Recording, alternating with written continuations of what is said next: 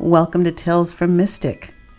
Tonight we begin a new journey, the rise of the Soul Queen, a story of ancient power, forgotten vows, and a girl whose 16th birthday will awaken a destiny long buried. Come with me now as we step beyond myth into legend. The Tua. So long ago, its significance has escaped memory, as so many legends have. Like the stories of Atlantis, the Tua became a whispered legacy, fading into shadow and shrouded in myth. Some play with the memory as folklore covered in legend and metaphysical riddles. But tens of thousands of years before written history, it was different. We were different. And those who walked among us were different still. Close your eyes, and the veil parts. The stories become more than whispers. Come with me and see what the world has forgotten. Walk with me into an age before words were carved, before history bound itself to pages. An age when the air itself carried power, and those who walked among us were more than legend. Step into the heart of the hidden mountain, where stone remembers what men have lost, and the Tua gather one final time. Step with me now into the great hall in a different time.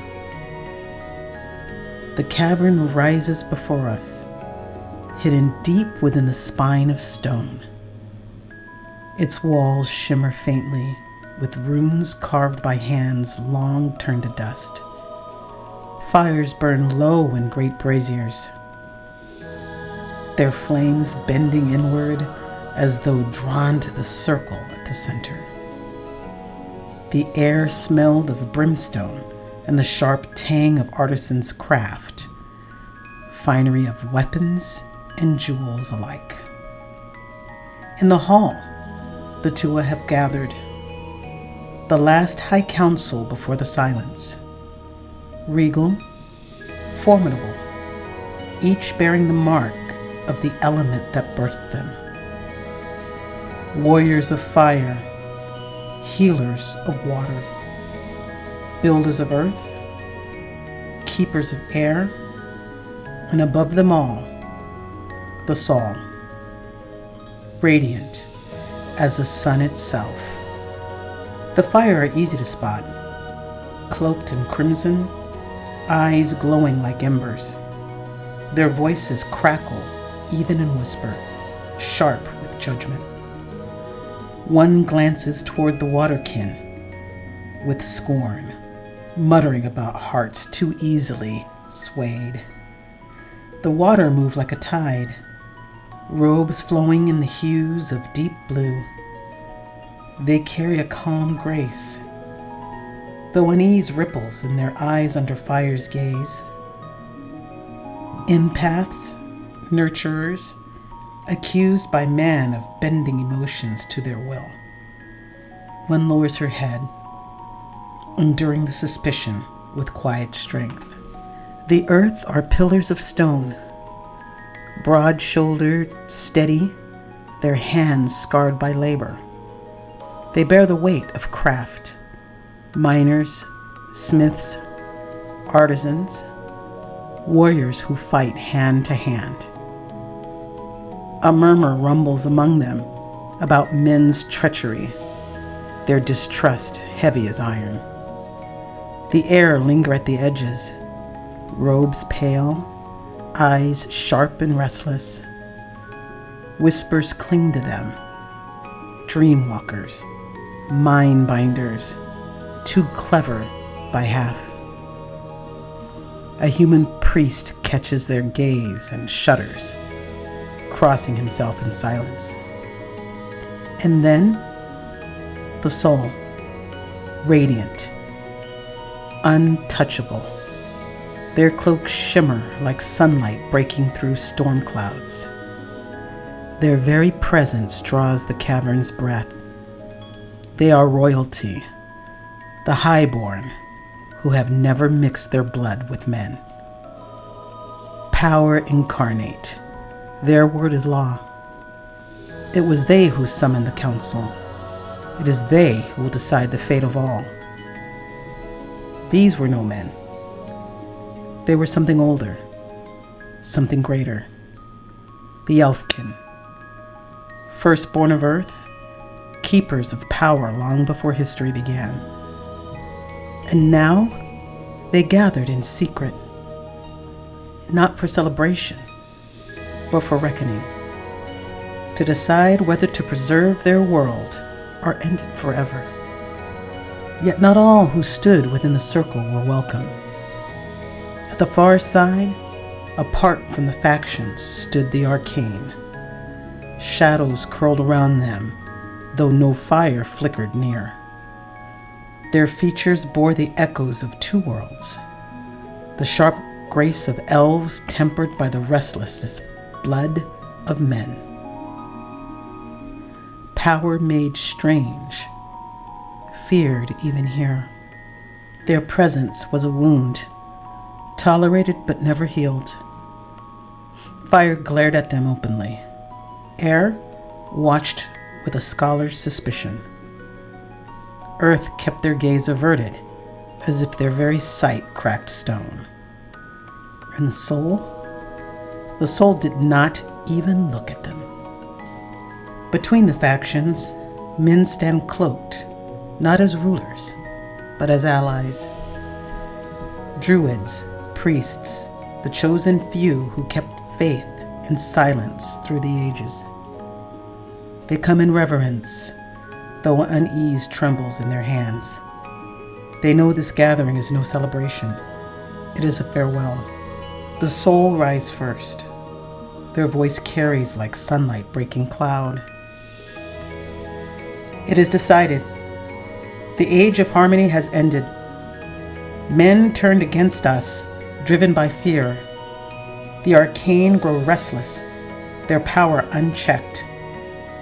To preserve what was, we must become what will be. We will sleep and wait.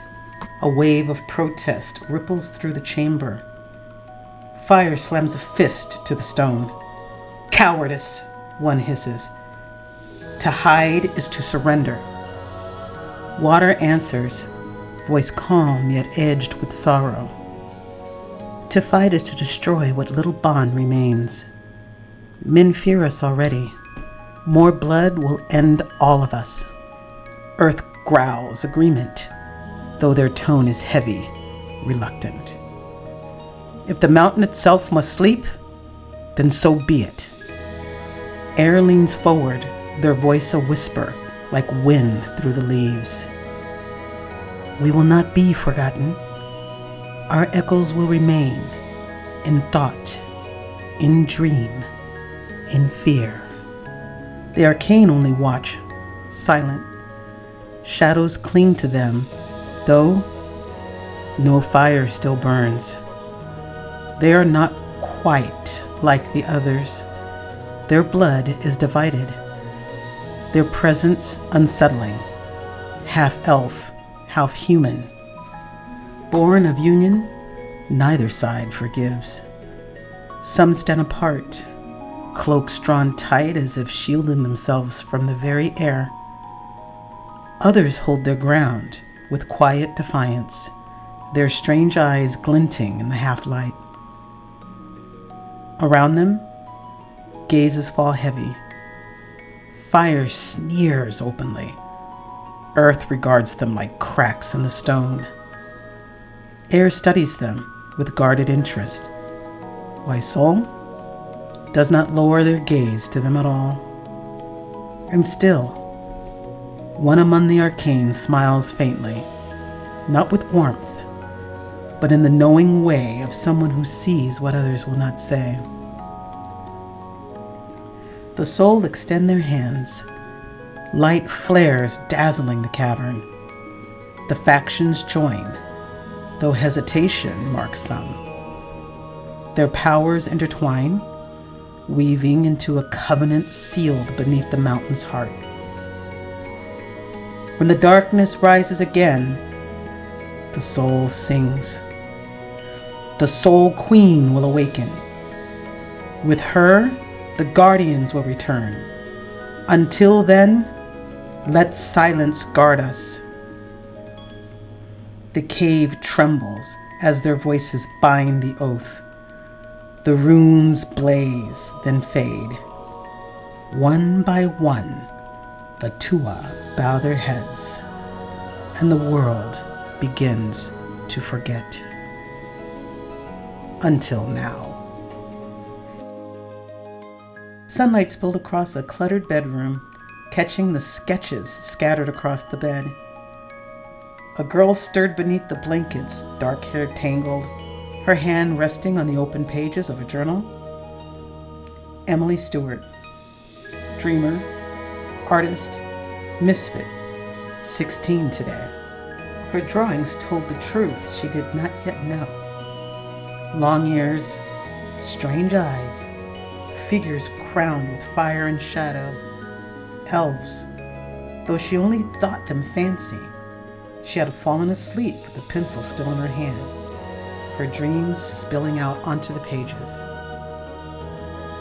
Emily blinked awake, unaware that the first thread of an ancient vow had just pulled taut again, and that her life, ordinary until this morning, was already beginning to unravel. It's her birthday.